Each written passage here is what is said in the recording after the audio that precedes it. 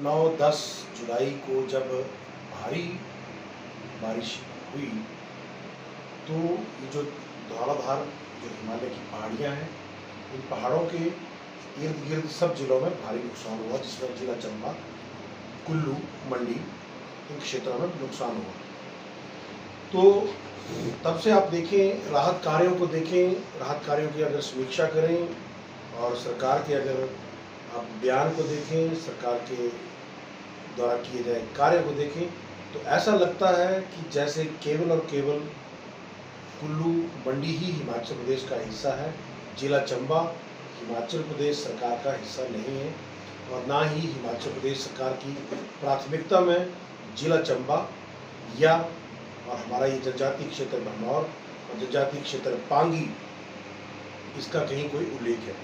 मैं दावे के साथ कहता हूँ, एक भी स्टेटमेंट ऐसी सरकार की, माननीय मुख्यमंत्री जी की दिखाएं जिसमें उन्होंने चंबा जिले में हुए नुकसान, भरमौर विधानसभा क्षेत्र में हुए नुकसान, पांगी विधानसभा क्षेत्र में हुए नुकसान के बारे में कहीं कोई टिप्पणी की हो। शायद ये भी एक व्यवस्था परिवर्तन ही है कि व्यवस्था इस तरीके की बना दी है कि जिस जिले में उनके सत्तारूढ़ दल को जो वो समर्थन करने वाले लोग कम हैं, तो उस जिले को अपने हालात पर छोड़ दिया गया। 4 दिन हो चुके हैं इस आपदा को आए हुए, अभी तक हमारे विधानसभा क्षेत्र का जो यातायात है वो सुचारू रूप से नहीं चला है।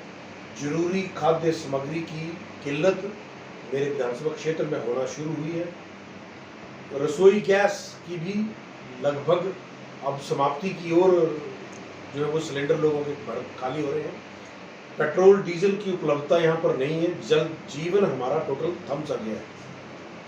रही नुकसान की बात, तो अगर हम चंबा से भरमौर की तरफ चलना शुरू करें तो बग्गा डैम के पास से लेकर लोथल एक स्थान जो दरवाला के पास आता, वहाँ तक बहुत सारी जगहों पर लंबे 200-300 मीटर के भूस्खलन हुए हैं।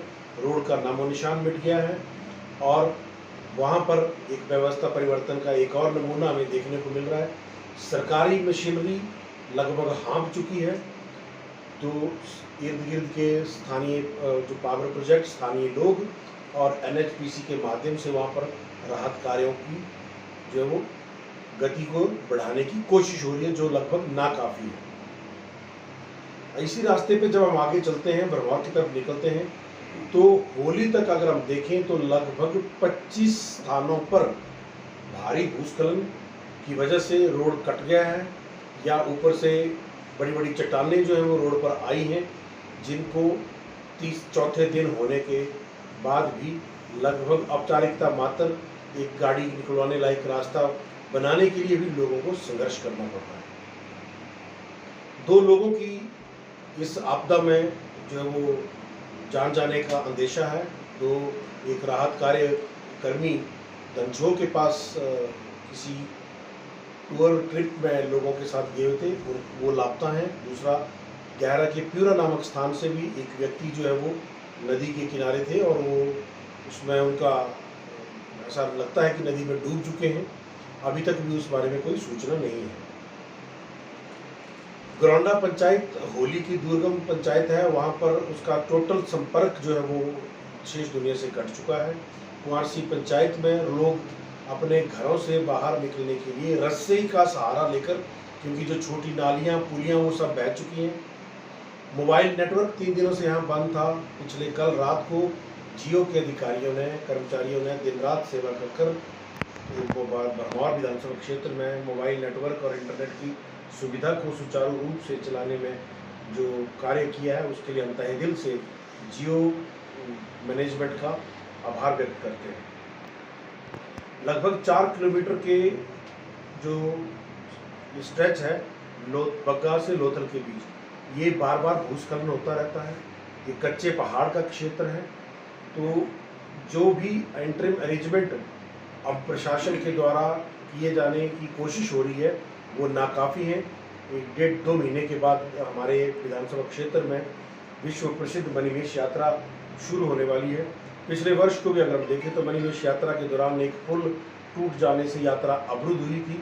वह पुल भी इस आपदा में क्षतिग्रस्त हुआ है और ऐसी अंदेशा जताया जा रहा है कि एक दो और बारिश आने पर वो पुल भी क्षतिग्रस्त हो सकता है। तो कुल मिला के मेरा ये कहना है कि सरकार ने हम लोगों को भगवान भोलेनाथ के भरोसे छोड़ दिया है। कोई हमारी सुध लेने वाला यहाँ पर नहीं है। ना सरकार की ओर से कोई चंबा के लिए राहत पैकेज की बात हुई है, ना चंबा के लिए कोई, हमारे विधानसभा क्षेत्र के लिए कोई प्रशासनिक या सरकारी व्यवस्था जिसको कहा जाता है उसका कोई यहाँ पर ना कोई आंकलन करने के लिए टीम आई है।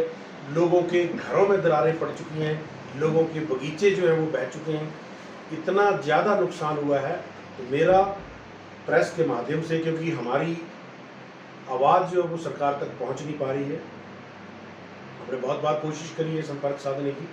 यूँ तो कहते हैं माननीय मुख्यमंत्री जी की मैं 24 घंटे उपलब्ध हूँ, पर हमारे लिए तो वो उपलब्ध नहीं है। हमने तो बहुत बार संपर्क करने की कोशिश की तो वो कॉल डिक्लाइन करके ऐसा एक फ़ोन पे आ जाता है कि भाई शायद वो कॉल नहीं अटेंड करने की। हम मानते हैं वो व्यस्त रहते हैं, बहुत अधिक व्यस्तताएं हैं, परंतु जब एक क्षतिग्रस्त बाढ़ग्रस्त क्षेत्र से कोई प्रतिनिधि अगर उनको संपर्क कर रहा है तो हमारा मानना है कि उनका दायित्व बनता है कि वो कॉल बैक करें। और इसके साथ साथ ही यहाँ पर जो परिस्थितियाँ हैं, लोग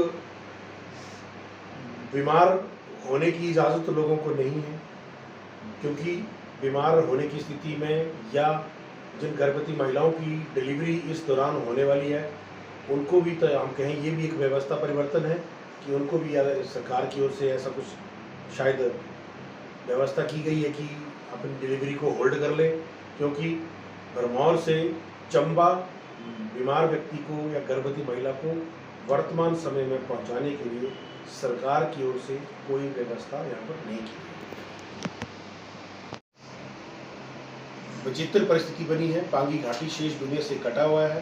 पांगी घाटी से लगातार लोग हमें संपर्क कर रहे हैं, कुछ घायल और कुछ मरीज हार्ट अटैक के या किसी और बीमारी के मरीज, लगभग 5 की संख्या में जो वो गंभीर स्थिति में किलाड़ हॉस्पिटल जो है वो वहाँ पर भर्ती हैं, जिनके लिए हम अपने स्तर पर अधिकारियों से आग्रह किया है कि हेलीकॉप्टर की व्यवस्था की जाए। और आप प्रेस के माध्यम से मैं ये अपनी आवाज़ सरकार तक भी पहुंचाना चाहता हूं कि हमारी भी सुध लो। ये अलग बात है कि चंबा जिले में भारतीय जनता पार्टी का समर्थन करने वाले लोगों की संख्या अधिक है, इसका कतई अर्थ ये नहीं है कि जो वर्तमान जो समस्या हो रही है वो केवल भारतीय जनता पार्टी के लोगों को हो रही है। इस समस्या से आम जनमानस वो भी प्रभावित हो रहा है। और मुझे ये कहते हुए बहुत दुख हो रहा है कि यहाँ पर व्यवस्था परिवर्तन के नाम पे जो व्यवस्था बनाई गई है वह व्यवस्था केवल और केवल कांग्रेस पार्टी और उनके कार्यकर्ताओं के लिए कार्य कर रही है, ना कि जनमानस के लिए कार्य कर रही है। अगर आप देखें तो भरमौर विधानसभा क्षेत्र में रावी नदी, बुढ़ील नदी, इस पर बड़ी परियोजनाएं, लघु जल विद्युत परियोजनाएं, अनेकों परियोजनाएं बनाई गई हैं। और सारा का सारा जो मटेरियल निकलता है पहाड़ों को खोदने के दौरान, वो नदी के किनारे ही ढांक लगाकर वहाँ पर हल्का सा क्रेट वर्क करके वो वहाँ पर डंप कर दिया गया, जिससे नदी का बहाव जो है वो संकरा हुआ। और एक और चीज़ जो स्थानीय लोगों के से हमें जानकारी मिली है कि इन डैमों में, इन बांधों में जो गाद इकट्ठी होती है, हर बार इस डैम की मैनेजमेंट उस गाद को निकालने के लिए डीसिल्टिंग डैम की करनी पड़ती है। तो ऐसी बारिश की स्थिति में ये डैम वाले, ये प्रोजेक्ट्स वाले अपने डैम की गाद को निकालने के लिए डैम के सारे गेट खोल देते हैं, जिससे पानी का जो बहाव और जो मात्रा है वो अप्रत्याशित तौर पर बढ़ जाता है, और जिससे नदी के इर्द गिर्द जितना भी इलाका है वो सारा कटाव हुआ है।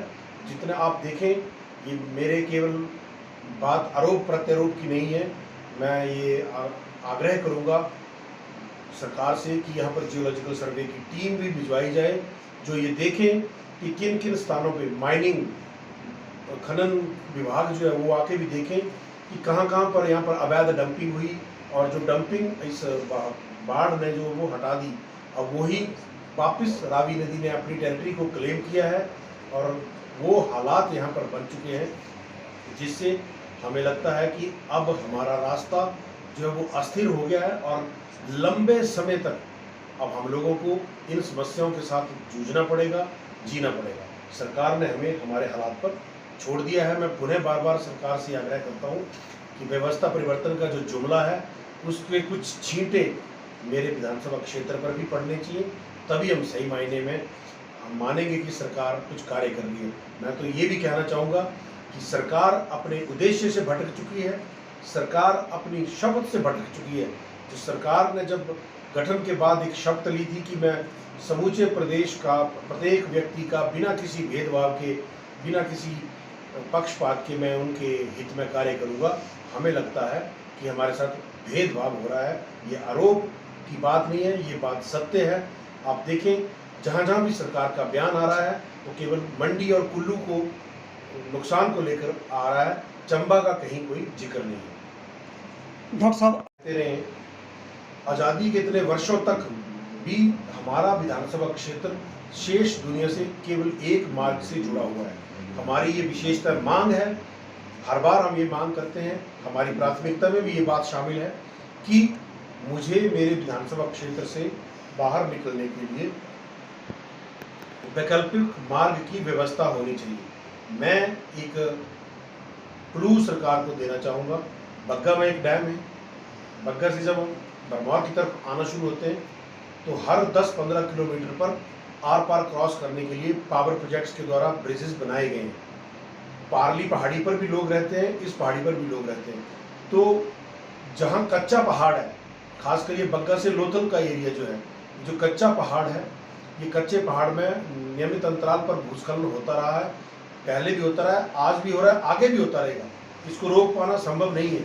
तो हमारा ये विशेष आग्रह है कि नदी के दूसरे छोर पर कम लागत में हम स्थायी समाधान इस पर हम कर सकते हैं। तो मेरा ये सरकार से आग्रह रहेगा, पीडब्ल्यूडी विभाग की टीमों को यहाँ पर भिजवाया जाए और अतिरिक्त मार्ग की व्यवस्था पहाड़ के नदी के दूसरी ओर जो वो की जाना हमें लगता है आसान है, क्योंकि हर डिस्टेंस के बाद 10-15 किलोमीटर के बाद रावी के ऊपर पुल बने हैं। तो सरकार को केवल उनके बीच की इंटरकनेक्टिविटी को ठीक करना है।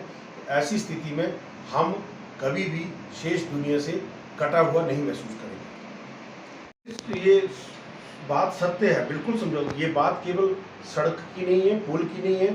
सरकारी बिल्डिंगों को देखें, आप किसी भी चीज़ को देखें, गुणवत्ता का कहीं कोई ख्याल नहीं किया जा रहा है। केवल चंद चाटुकार लोगों को इसमें लाभ देने के लिए नियमों को ताक पे रखा जा रहा है और केंद्र सरकार के द्वारा जो ट्राइबल सब प्लान से जो जनजातीय क्षेत्र के विकास के लिए पैसा दिया जा रहा है, तो केवल चंद लोगों की जेबें भरने का कार्य उससे हो रहा है। न जनता को कोई फायदा हो रहा है और ना ही केंद्र सरकार का जो जनजातीय क्षेत्र के उत्थान के लिए जो उद्देश्य है वो पूरा हो पा रहा है। और आज भी जैसे आपने भी कहा, वो पुल जो है वो क्षतिग्रस्त लगभग हुआ है और हमें अंदेशा है कि आने वाले दिनों में और बरसात होने की स्थिति में वो पुल टूट सकता है। तो मेरी सरकार से ये विशेष विनती है, कृपया करके हमारी आस्था का प्रतीक मणिमहेश यात्रा में कोई व्यवधान ना उत्पन्न हो, इसके लिए समय रहते कदम उठाएं। अन्यथा बरमौर के लोग जो है वो धरने पर बैठेंगे और सरकार उसके बाद जो भी नुकसान क्षेत्र का होगा या जो भी यहाँ पर समस्या उत्पन्न होगी उसके लिए स्पष्ट तौर पर सरकार जिम्मेदार होगी। ये बहुत गंभीर मसला है और हम तो शुरू से कहते रहे हैं कि यहाँ पर अनेकों पावर प्रोजेक्ट्स यहाँ पर बने हैं और आगे भी बनाने की सरकार की योजना है। तो हम लोगों ने कभी नहीं कहा सरकार को कि हमें पावर प्रोजेक्ट्स दो, हमें यहाँ पे प्रोजेक्ट की ज़रूरत है। सरकार ने अपनी ऊर्जा की ज़रूरतों को पूरा करने के लिए हमारे पहाड़ों को यहाँ पर खोखला बनाया, हमारे क्षेत्र में अपनी जल विद्युत परियोजनाओं का निर्माण किया और इसका खामियाजा हमारे क्षेत्र के लोग अब पुश्तों तक भुगतते रहेंगे। तो मेरा ये आग्रह है कि इन सारे विषयों पर उच्च स्तरीय जांच होना अति आवश्यक है कि किसकी शय पर ऐसा हुआ कि यहाँ पर नियमों को ताक पे रखकर निर्माण जो है वो किए गए, जिसके लिए जो भी जिम्मेवार व्यक्ति हैं उनके खिलाफ कड़ी से कड़ी कार्रवाई।